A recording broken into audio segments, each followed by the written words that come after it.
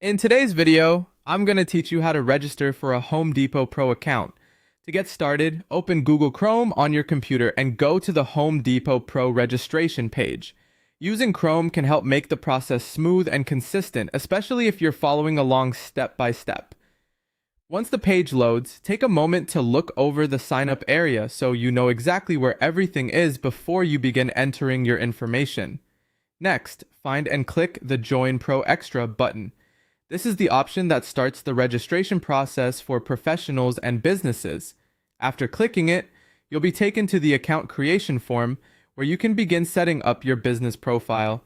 Make sure you stay on the official registration page as you move through each section.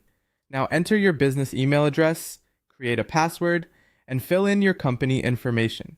As you do this, be careful to type everything accurately since these details will be connected to your account and may be used for future account access, purchase tracking, and business-related benefits. When creating your password, choose one that is strong and secure, but still easy for you to store safely. For the company information section, provide the requested business details exactly as they apply to your organization. Taking an extra moment here can help prevent issues later. After that, add your business credit cards to the account. This step is important because it helps track company tax exemptions and spending. It can also make it easier to organize purchases under your business profile, which is especially useful if you want clearer records for budgeting or reporting. As you enter your card information, double-check the numbers and details before moving on to avoid errors.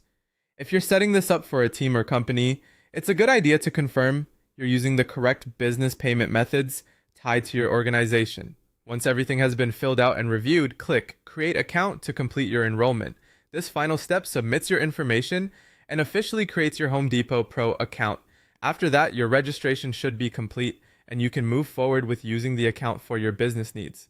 Before you finish, it's always a smart idea to review each field one last time for accuracy. A small mistake in your email, company details, or card information could slow things down. And that's it! You've now learned how to register for a Home Depot Pro account from start to finish.